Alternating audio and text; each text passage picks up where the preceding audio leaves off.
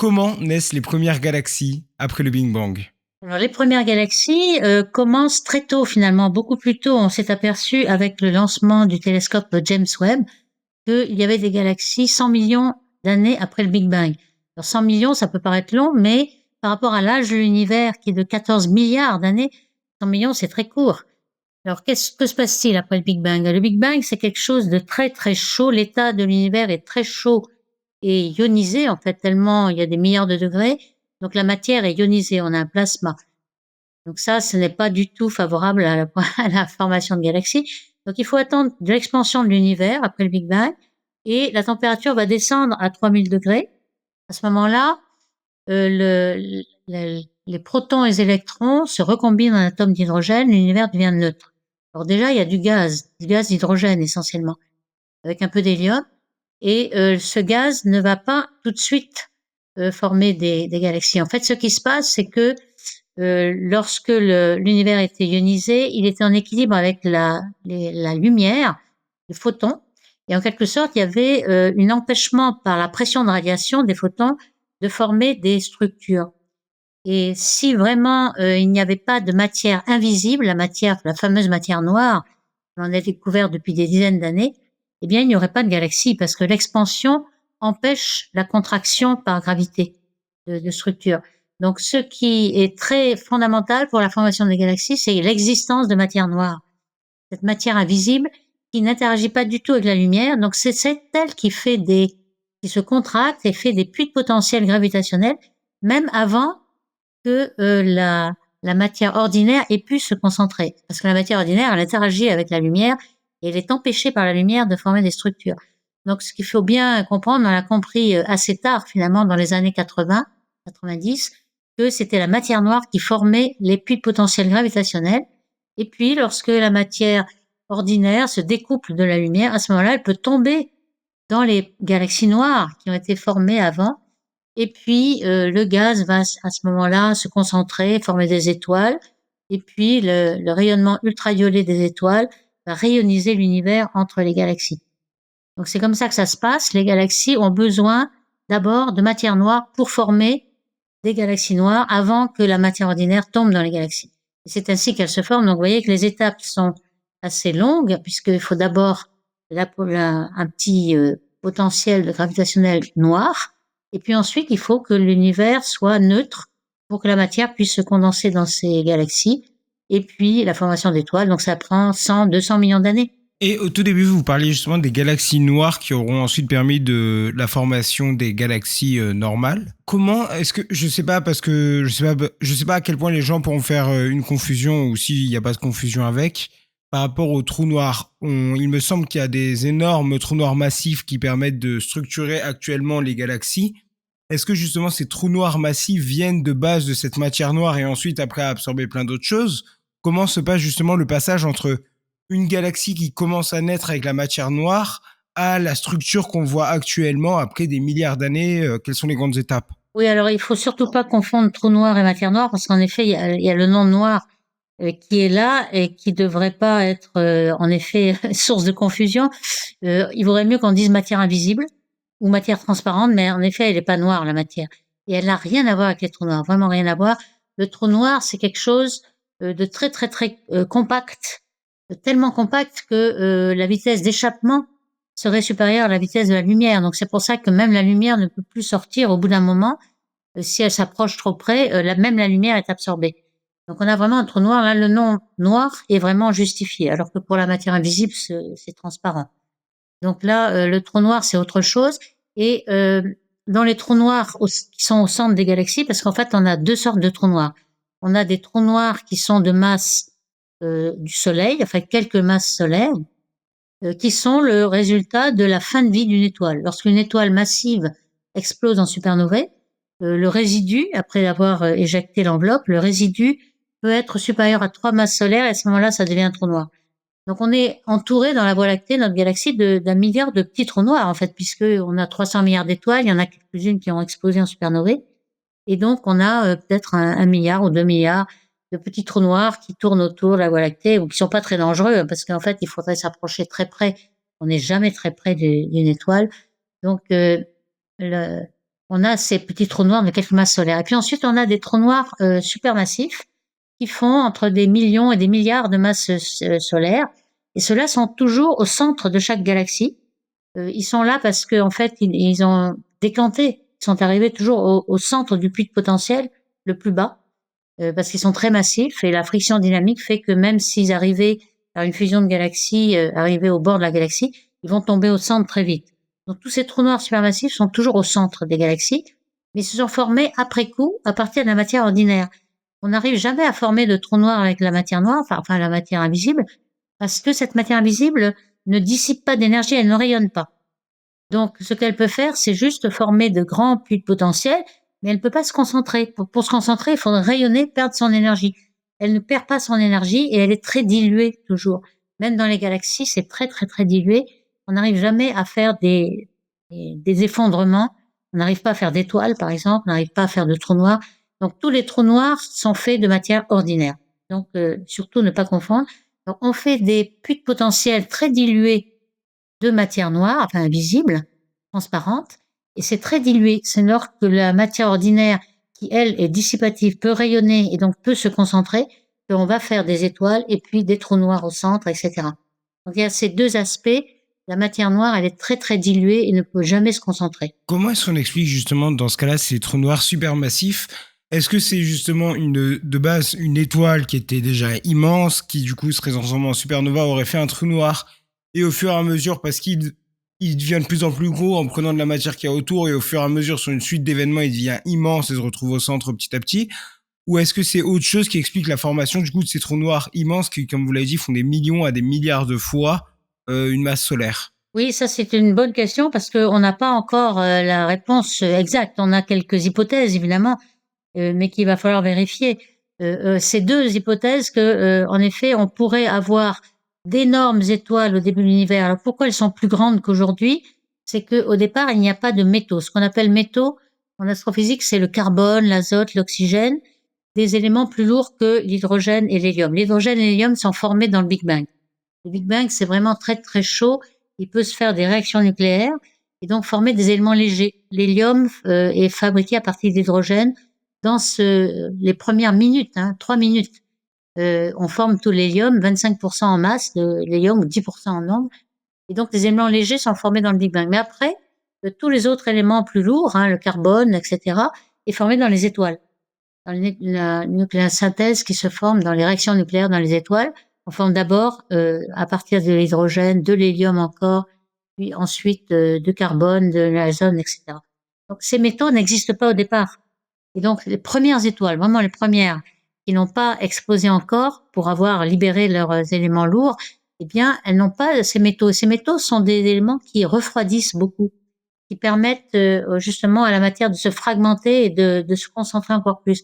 Donc ces étoiles, elles sont beaucoup plus grosses qu'avant, que ce que nous avons nous maintenant. Et donc, on pourrait penser que ces énormes étoiles vont concentrer en trous noirs qui vont peut-être faire 100 masses solaires, 100, 200 masses solaires. Alors ça nous sert, cette hypothèse qu'on n'a jamais vérifiée encore, parce qu'on n'est pas allé voir là-bas, eh bien parce que on a besoin d'une graine assez importante pour former des trous noirs plus gros.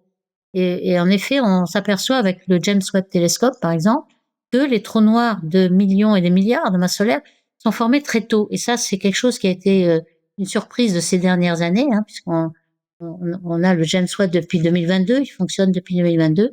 Depuis 3 ans, on s'aperçoit qu'on peut former vraiment des trous noirs énormes très tôt, ce qu'on s'attendait pas. On s'attendait à ce qu'on forme des petits trous noirs qui, progressivement, par fusion, forment des gros trous noirs. Aujourd'hui, en fait, non, on peut en former très tôt. Alors, on a encore ce problème.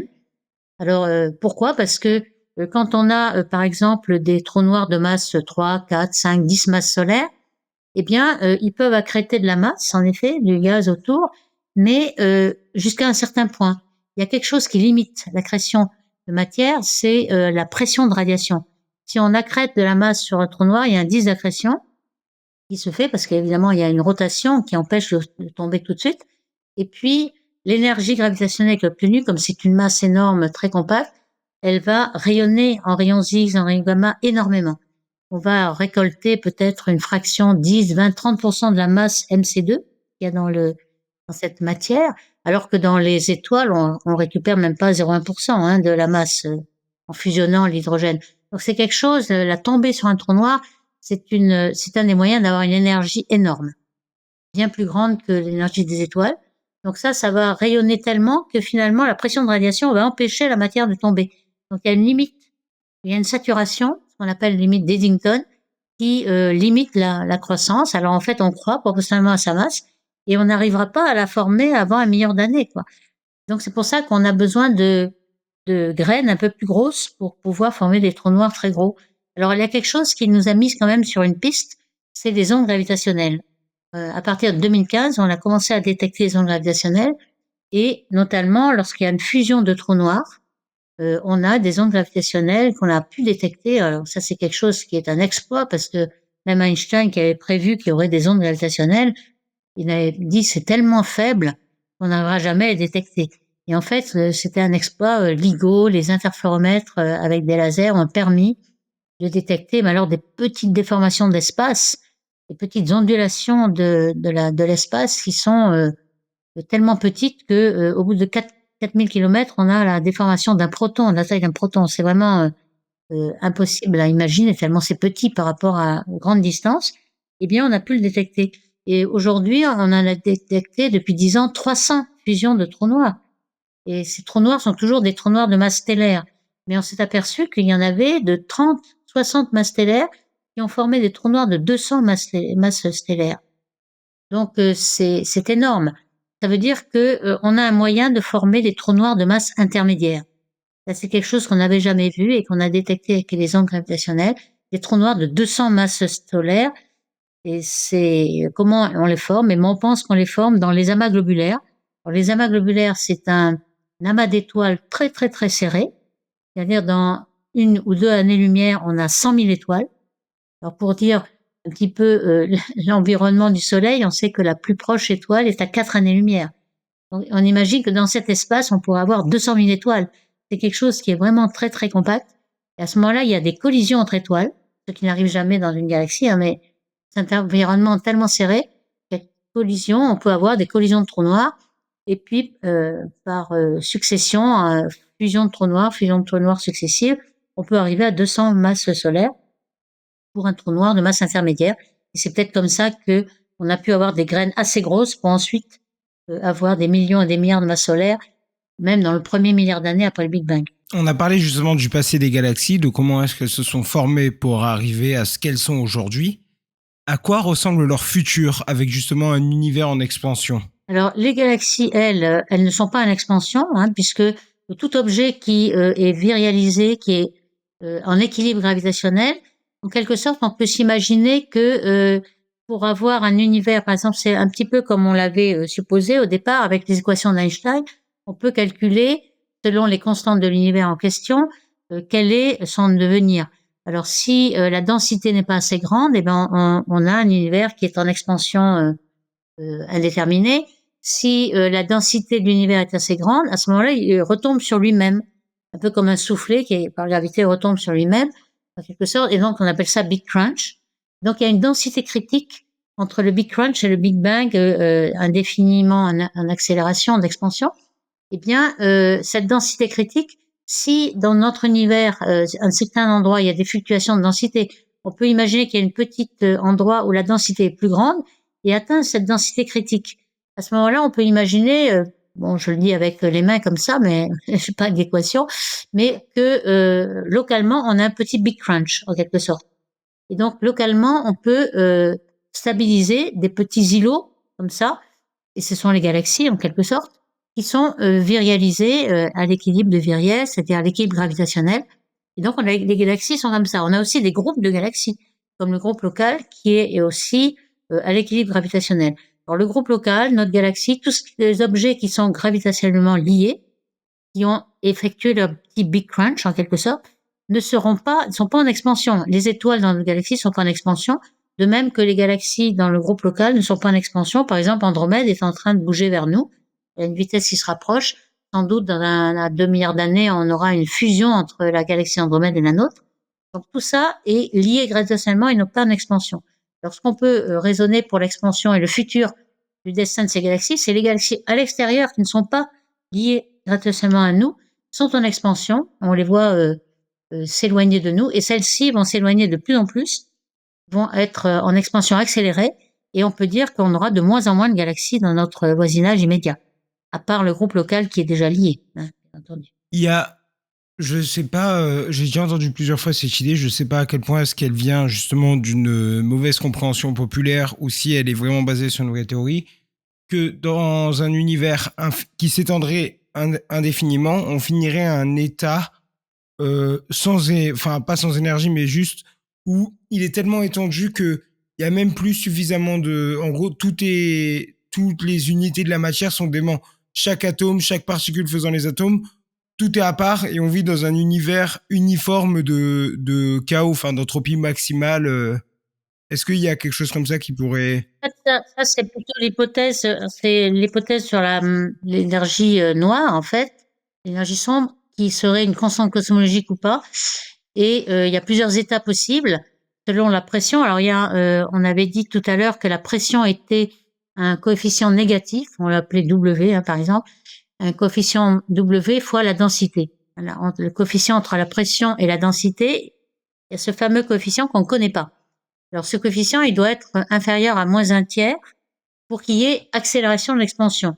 C'est la seule chose qu'on sait, et que pour une constante cosmologique, qui est à peu près la théorie que l'on a actuellement, parce qu'en fait, ce qu'on peut mesurer localement, c'est que cette énergie sombre agit comme une constante cosmologique, et ce rapport serait moins 1. Donc, c'est bien en effet inférieur à moins un tiers, qui serait égal à moins 1. Et maintenant, tout ce qui est inférieur à moins 1, alors ça, c'est une théorie qui est un petit peu irréaliste, parce qu'il y aurait des non-conservations de densité, etc. On appelle ça le régime fantôme. C'est quelque chose qui serait inférieur à moins 1. Alors, dans ce cas-là, on aurait ce qu'on appelle le Big Rip, où tout serait dissocié. Mais je pense que ça, ce n'est pas, il peut se retrouver dans l'équation, mais ce n'est pas une équation réaliste, en fait. On l'appelle fantôme exactement pour cela. Et en effet, les romans de science-fiction peuvent s'en emparer pour dire que tout va se dissocier, etc. Je pense que ça, ce n'est pas un modèle vraiment physiquement possible.